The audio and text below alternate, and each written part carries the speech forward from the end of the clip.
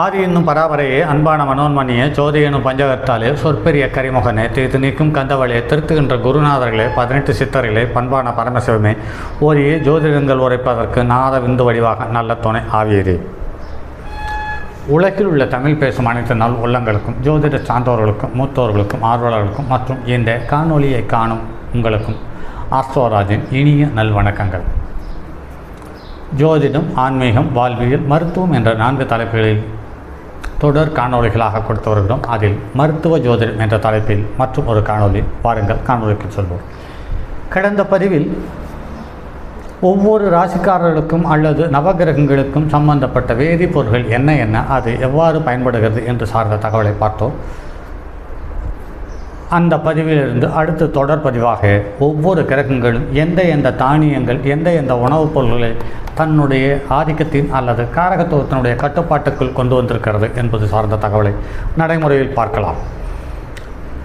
சூரியன் என்று பார்க்கும் பொழுது அரிசி, தானியங்கள், விதைகள், வாசனைப் பொருள்கள், தேங்காய், தேன், பட்டைகள், கோதுமை, கார்போஹைட்ரேட் அதிகமுள்ள உணவுப் பொருள்கள், வைட்டமின் நிறைந்த உணவுப் பொருள்கள், இது அனைத்தும் பொதுவாகவே சூரியனுடைய ஆதிக்கம் பெற்று இருந்தாலுமே கூட அதிக கார்போஹைட்ரேட்டுகள் சம்பந்தப்பட்டது. அதே சமயத்தில் நல்ல மிருதுவான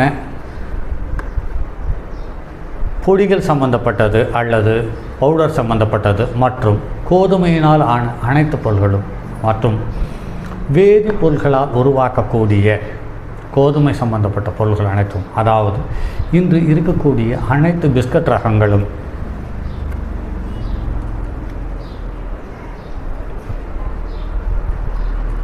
பண்ண ஐட்டங்களும் வரிக்கை ஐட்டங்களும் மற்றும் கோதுமை புரோட்டாக்களும் மற்றும் மைதாவை சார்ந்த அனைத்து பொருளும் சூரியனுடைய ஆதிக்கம் பெற்றது என்பதை கருத்தில் கொள்ளலாம். அடுத்து சந்திரனுடைய ஆதிக்கம் பெற்றது என்று பார்க்கும் பொழுது நீர் சத்து காய்கறிகள், பழங்கள், வெள்ளரிக்காய், வெள்ளரிப்பழம், தர்பூசணி, முலாம்பழம், மொந்தன் பழம், கத்தரிக்காய், முட்டைக்கோஸ், காளான், கீரை வகைகள், மீன் எண்ணெய், குளிர்பானங்கள், பூசணிக்காய், அத்திப்பழம் போன்றவை சந்திரனுடைய ஆதிக்கம் பெற்றதாக சொல்லப்பட்டிருக்கிறது. மற்றும் சந்திரன் தரை மீது படரக்கூடிய அனைத்து விதமான நீர் பொருள்கள் சம்பந்தப்பட்டது, அதாவது காய்கறிகள் சம்பந்தப்பட்டது. எந்த ஒரு காயையோ அல்லது காய்கறியோ ஒரு மிக்சியில் போட்டோ அல்லது குரலில் போட்டோ இடித்து துணியில் முறுக்கி புழியும் பொழுது சார் வருகிறதோ இது அனைத்தும் சந்திரனுடைய ஆதிக்கம் பெற்றது என்பதை கருத்தில் கொள்ளலாம். அதே சமயத்தில் இந்த பொருள்கள் என்பது பார்க்கும் பொழுது யார் யாருக்கு சந்திரனுடைய ஆதிக்கம் அதிகமாக இருக்கிறதோ சுக்கிரனுடைய ஆதிக்கம் அதிகமாக இருக்கிறதோ அவர்களெல்லாம் இந்த வகையான நீர்ச்சத்து சம்பந்தப்பட்ட பொருட்களை சாப்பிடும் பொழுது அவர்களுக்கு உடல்நலம் மேலும் பாதிக்கிறது என்பது நடைமுறையிலேயே உணர முடிகிறது. அடுத்து செவ்வாய் என்று பார்க்கும் பொழுது மிளகாய், ஏலக்காய், மிளகுத்தூள், வெள்ளைப்பூண்டு, சுக்கு, இஞ்சி, வெற்றிலை, கேப்பைக்கூழ், சூடான கூழ் வகைகள், முள் உள்ள மரங்களின் காய்கறி மற்றும் கனிகள் மற்றும் மலர்கள் என்று பார்க்கும் பொழுது இவை அனைத்தும்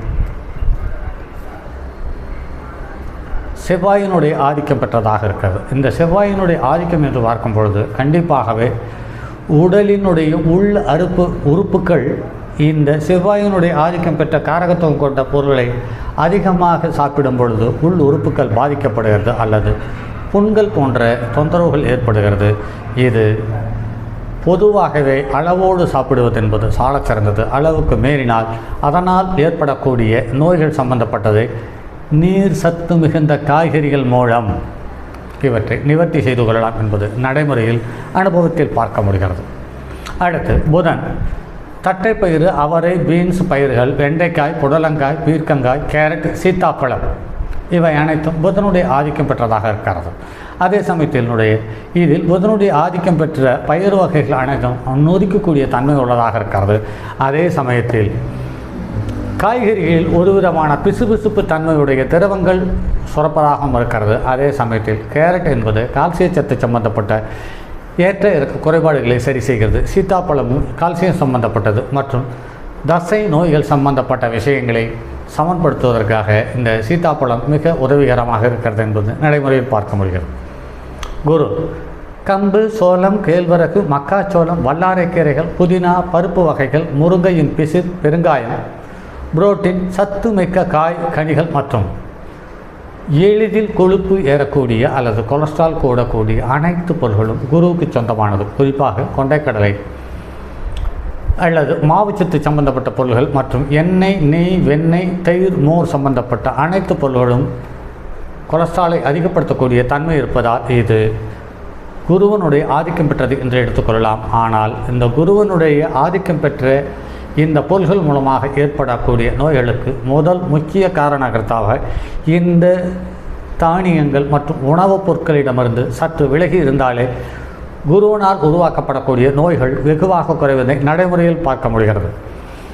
அடுத்து சுக்கிரன் சம்பந்தப்பட்ட காய்கறிகள் மற்றும் சுக்கிரனுடைய ஆதிக்கம் பெற்றது என்று பார்க்கும்பொழுது மொச்சை, வெள்ளாம்பழம், பாதாம், முந்திரிக்காய், கசகசா, முருங்கைக்காய், முருங்கைக்கீரை, நெல்லிக்காய், வாழைத்தண்டு, கற்றாழை போன்றவை சுக்கிரனுடைய ஆதிக்கம் பெற்றதாக சொல்லப்படுகிறது. இதுவும் ஓரளவு அதீத நீர்த்தன்மை கொண்ட அல்லது நீர்ச்சத்து மிகுந்த பொருள்கள் என்பதை கருத்து கொள்ள வேண்டிய இருக்குது. இது சந்திரனுக்கும் சுக்கிரனுக்கும் எதிர்வாதம் உள்ள நோய்கள் எதுவாக இருந்தாலும் அந்த நோய்கள் இருப்பவர்களுக்கு இந்த சுக்கிரனுடைய ஆதிக்கம் பெற்றதும் சந்திரனுடைய ஆதிக்கம் பெற்ற உணவுப் பொருள்களை தவிர்த்து ஒதுங்கியிருப்பதே இதற்கு முதல் வைத்தியம். அதுவல்லாமல் இதை சாப்பிட்டு கொண்டே அதனால் வரக்கூடிய நோய்களை குணப்படுத்துவது என்பது மிகவும் சிரமம். ஆனால் இதை எல்லாவற்றையுமே ஆங்கில மருத்துவம் சுலபமாக எடுத்துக்கொள்ளக்கூடிய தன்மையாக இருக்கிறது. அப்படி வைத்து பார்க்கும்பொழுது உடலில் உள்ள ஹார்மோன் கிரகங்கள் அல்லது கிரகங்கள் அடையாளம் காட்டக்கூடிய ஹார்மோன்கள் தன்னுடைய இயல்பான நிலையை விட்டு மாறி கூடுமானவரையில் நோய் குணமாக ஆங்கில மருத்துவம் சப்போர்ட் பண்ணுகிறது. அப்படி சப்போர்ட் பண்ணாத பட்சத்தில் இந்த ஆங்கில மருத்துவம் புதிய நோய்களை உருவாக்கி மனிதனுடைய வாழ்நாளை குறைக்கக்கூடிய அதீத சக்தி கொண்ட செயலை அடையாளம் காட்டுகிறது என்பது நடைமுறையில் பார்க்க முடிகிறது. சனி என்று பார்க்கும் பொழுது கருணைக்கிழங்கு, உருளைக்கிழங்கு, பாகற்காய், எள், நல்லெண்ணெய், பூமிக்கு அடியில் விளையும் கிழங்குகள், காய்கறிகள், பீட்ரூட், பார்லி. பொதுவாகவே காற்று ராசிகளில் 3வது ராசியான கும்பத்தில் மூலத்திரிகோணம் பெறக்கூடிய சனியினுடைய காரகத்துவங்கள் அனைத்தும் வாயுகளை உருவாக்கக்கூடியது மற்றும் நரம்புகளில் ஏற்படக்கூடிய ஏற்ற இறக்கங்களை சிரமப்படுத்தி நோயாக மாற்றுவதும் மற்றும் எலும்புகளுடைய மூட்டு பகுதியில் இருக்கக்கூடிய அந்த உராய்வு தன்மையை குறைவுபடுத்தக்கூடிய சுரப்பிகள் அனைத்தும் செயலிழந்து போகிறது அல்லது பலமான பாதிப்புகள் உருவாகிறது. அப்படி உருவாகும் பொழுது மூட்டு தேய்மானங்கள் ஏற்பட்டு எலும்பு மூட்டு சம்பந்தப்பட்ட தொந்தரவுகளை உருவாக்கி சங்கடத்தில் உள்ளாக்கி விடுகிறது என்பது நடைமுறையில் காண முடிகிறது. இது அனைத்தையுமே பூமிக்கு கீழ் விளையக்கூடிய அனைத்து பொருள்களும், வெங்காயம், பூண்டு உள்பட அனைத்து பொருள்களும் வாயுவினுடைய சம்பந்தப்பட்ட தொந்தரவுகளை அதிகப்படுத்துவதற்கான வாய்ப்பை உண்டு பண்ணி தந்து ஆயுள் காலத்தை குறைத்து விடுவதை நடைமுறையில் பார்க்கிறோம். சரி நண்பர்களே, அடுத்து ராகு, கேது, வேறு வகைகள், மலை தோட்டங்கள், தேயிலை, காப்பி, குளுக்கோஸ் சம்பந்தப்பட்ட உணவுப் பொருள்கள் அனைத்தும் ராகுவுக்குரியதாக இருந்தாலும் கேது கஞ்சாவுக்குரியது அல்லது கஞ்சா கேதுவுக்குரியது ஆதிபத்தியம் பெற்றது என்பதை நடைமுறையில் பார்க்க முடிகிறது. அடுத்து சந்திரன் என்று பார்க்கும்பொழுது மாணிக்க கற்கள், ராசி கற்களில் மாணிக்க கற்கள் சிறப்பாக இருக்கிறது. சூரியனுக்கு மாணிக்க கற்கள் திருப்திகரமான ஒரு நல்ல வளர்ச்சியை தர உதவுகிறது.